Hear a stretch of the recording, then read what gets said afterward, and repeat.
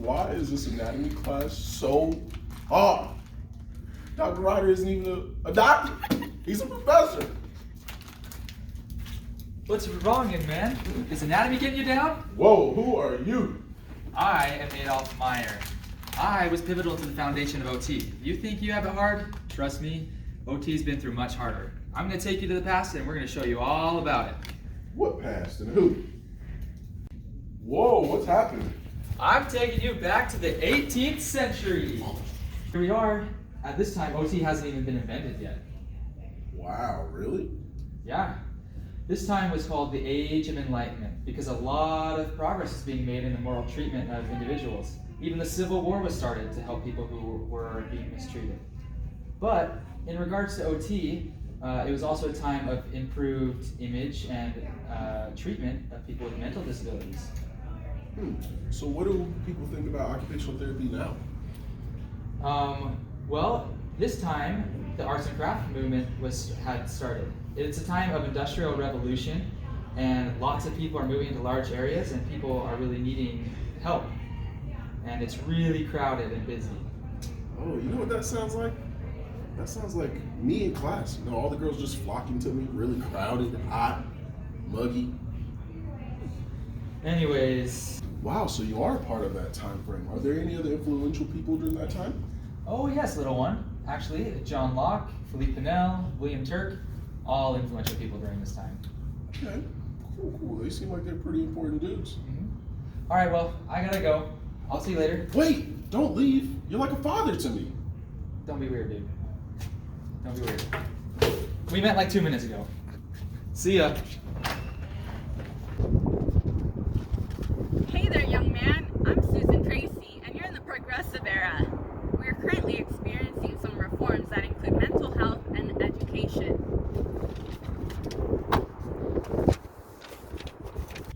What is that? Well, Elijah, that's telephone. We use it as a means for communication to communicate with our loved ones who are serving in World War I.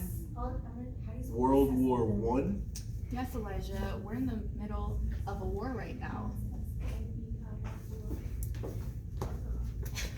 The middle of a war? Yeah.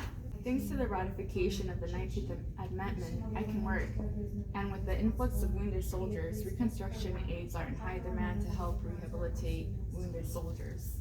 Wow, that's awesome. So you can work now. So what's your occupation?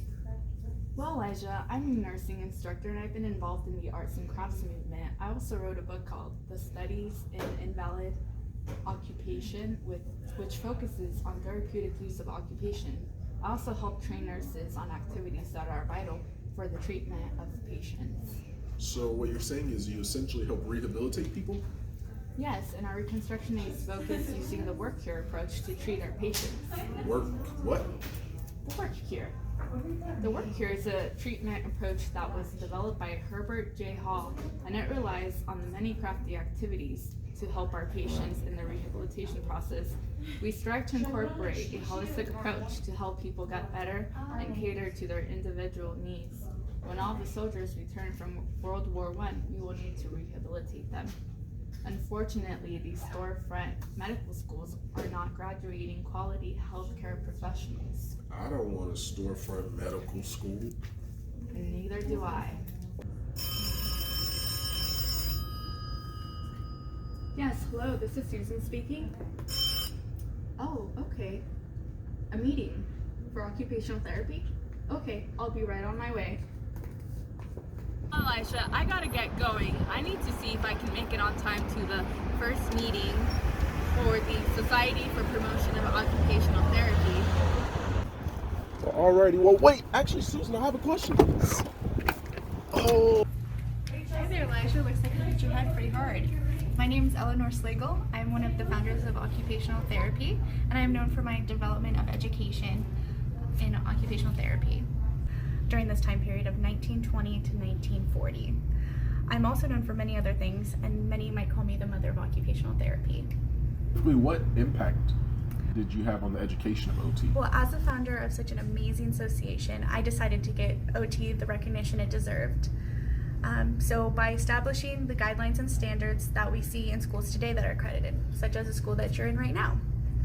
As OT was developed, there was a huge need for better education and more knowledge on different aspects of health. We see this as in the polio epidemic and an increased number of tuberculosis cases. I know I'm gonna have to know this for one of my courses, so what are specific dates? The accreditation for OT school was finally acknowledged in 1935 by the American Medical Association after many years of challenges.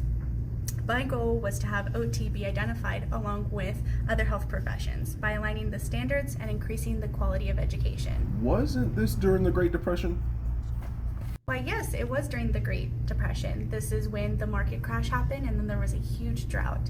But thankfully to President Roosevelt, he institutionalized the Social Security Act, which taxed the rich and increased funds for the elderly. Well, when did the American Occupational Therapy Association come into play? So after much advocating and networking to women's clubs and moving the national office to New York, in 1920, the National Society for Promotion of Occupational Therapy became the American Occupational Therapy Association, or better known as AOTA. Once there was more awareness of the organization, by 1929, there was over 1,000 members. And sounds like you had some impact on occupational therapy. Yes, I did. But after 2 decades of serving of OT, it was my time to close it away and move it to other people, such as Margaret Rood.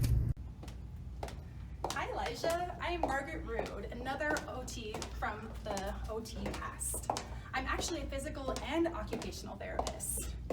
I have passionately influenced OT by encouraging a scientific approach to practice and emphasizing the value of OT in education. Well, who else was pivotal to your work? Well, Carol and Berta Bobath greatly impacted OT research by studying the effects of play on development. Colonel Ruth A. Robinson changed how OTs were educated in the military. World War II seemed to greatly influence many people from your time. How did this affect OT? Although OTs didn't serve in World War II, we were able to help many veterans. The GI Bill, which provided educational assistance to veterans, allowed us to further aid them. Did any social influences affect OT? Well, during 1940 to 1959, women entered the workforce. This was great for OT since we have so many women in our practice. Were there any government factors that influenced the field of OT? The Public Health Service Act helped prevent many communicable diseases and increased authority for scientists. While working in OT, I was affected by the authorization of federal grant programs in the Vocational Rehabilitation Act and the improvement of rights for people with mental health concerns in the Mental Health Act. You said that you are passionate about progression with science. In what ways did science change the field of OT? Well, scientific research regarding immunizations, such as polio, the deinstitutionalization of mental health, antipsychotic drugs, and the double helix DNA encouraged the evidence-based practice of OT. Well, how was occupational therapy as a profession affected? The profession of OT itself changed greatly. Willard and Spackman created educational standards for OT, including content and what are considered approved schools. Certification regarding OT were introduced, and due to the high demand of OTs, they introduced certified occupational therapy assistants. Also, just for your own info, we have a photo here that we had in our recent newspaper that advertised for occupational therapists during World War II. But I feel like it's time for you to wake up, so wake up. Wake up. Whoa, who are you? My name is Leela Loren, and I'm a ghost from OT Past. I represent the time era 1960 to 1979. Wow, women made contributions to OT? How?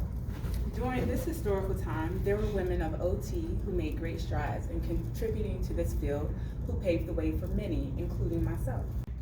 There were a few women, such as Dr. Mary Riley, responsible for creating the frame of reference known as occupational behavior, and A. Jean Aries developed applied theory, and Gail Fittler, who emphasized the use of occupation as a means for emotional expression.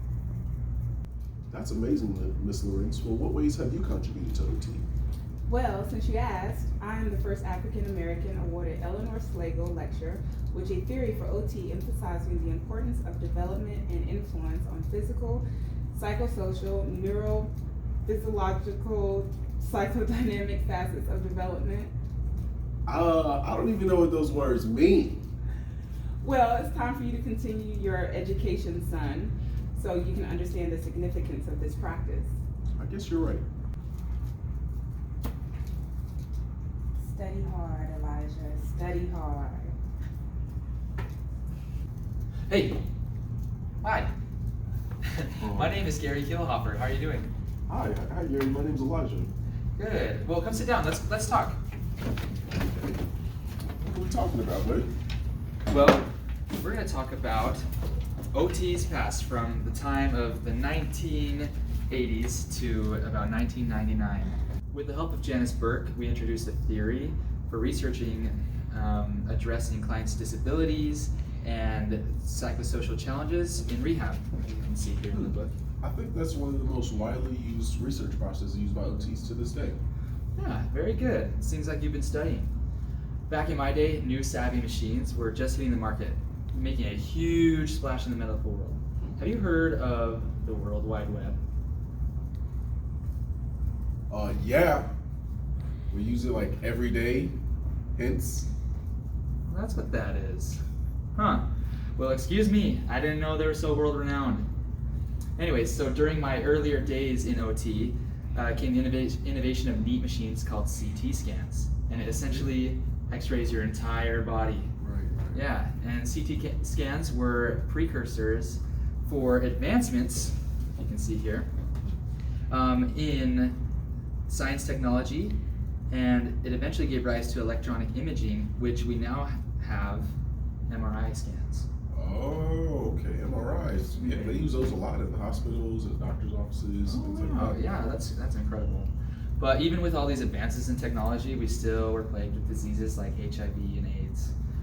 But on a lighter note, we did cure smallpox. Well, thank God for that. Yeah. But unfortunately, a cure for HIV and AIDS hasn't been formed yet, but significant medical advancements have been made towards the management of HIV and AIDS.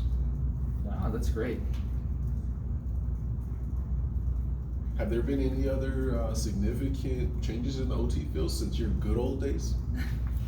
As for the field of OT, there has been a huge push in increasing our numbers in the school systems and helping people with disabilities, thanks to the IDEA Act. Idea who? Don't overthink it, son. Speaking of ideas, I have one. Why don't you tell me what OT is like now? Sure. Follow me. Whoa, that was a crazy dream. I swear I keep running into these people who keep talking to me about OT packs. I'm just trying to study anatomy. Wow, that was a good night. I think I might actually pass this class. Hey guys, how you doing? Doing pretty good. So question, what does the future of OT look like for you all? Good question. I want to work in a school district. I want to work in geriatrics. I want to work in a rehabilitation hospital. I want to work in pediatrics. I want to improve access to OT in rural areas. What do you want to do, Elijah? What do you want to do? Well, guys, that's a really good question. I think I want to work in the OT field where I can actually advocate for minority groups. OT addresses concerns of education. Perfect. OT helps me recover from surgery. OT helps me shower by myself. OT helps me get back to cooking. OT helps me get back to work. OT helps me tie my shoes. In the future, OT can utilize new advances in technologies such as Armio Spring to help many patients for years to come. I got cold when I put my backpack down.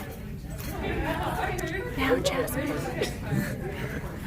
I know, she was like all... Action. Wow, Miss Lorenz. That was amazing. Hello, this is Susan speaking.